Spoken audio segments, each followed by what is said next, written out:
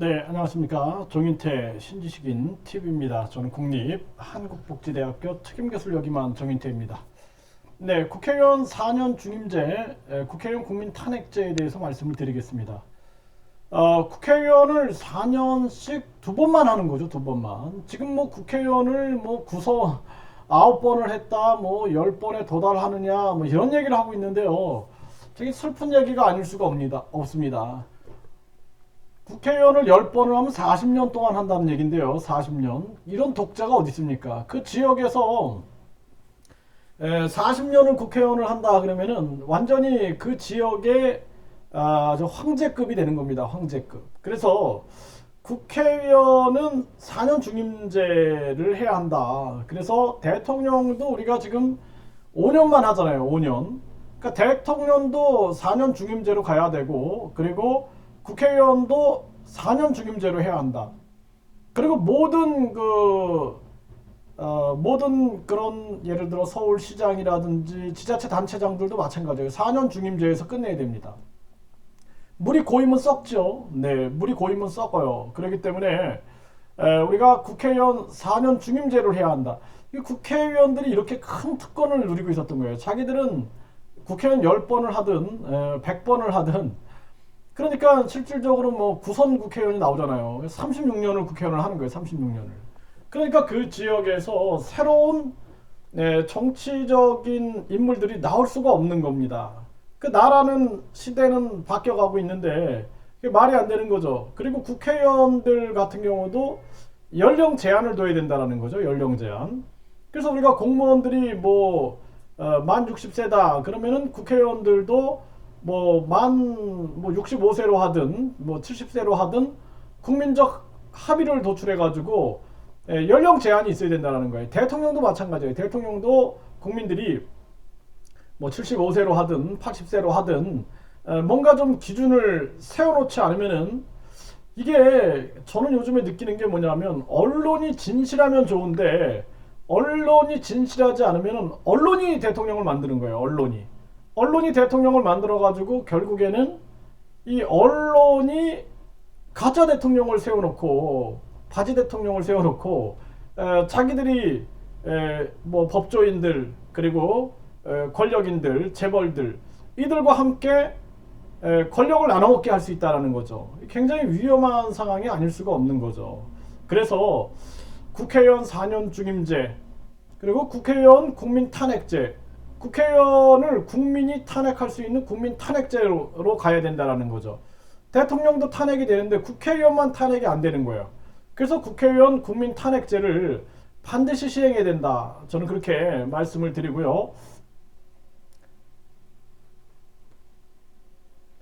여기 보니까 김동연 후보가 분권형 대통령제를 도입하자 이렇게 외쳤는데, 이 분권형 대통령제라는 것은 국민이 대통령을 뽑고 국민이 그리고 국회의원을 뽑고 국회의원들이 총리를 뽑게 되는 거죠.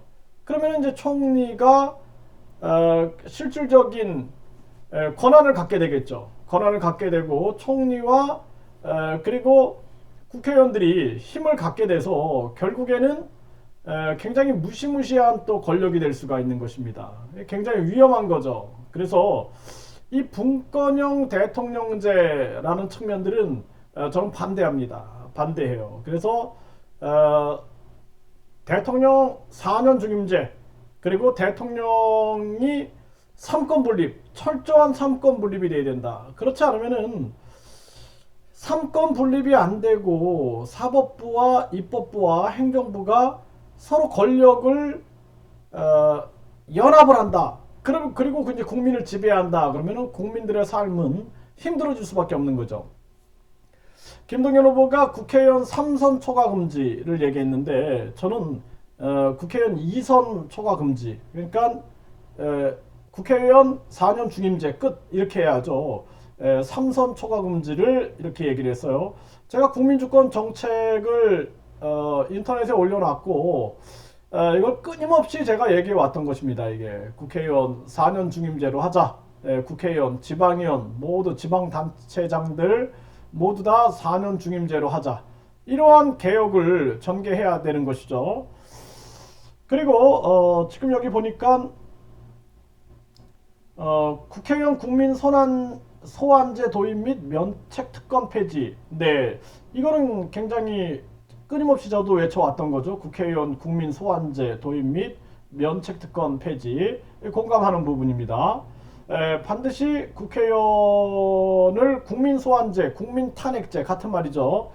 국회의원을 국민이 탄핵할 수 있어야 한다. 이 부분을 분명히 얘기하고요.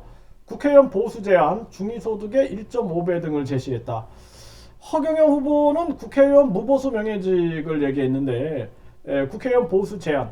이게 사실 국회의원이 저는 소액 후원금으로 활동이 충분히 가능하다. 그리고 수당제로 하면 된다. 수당제.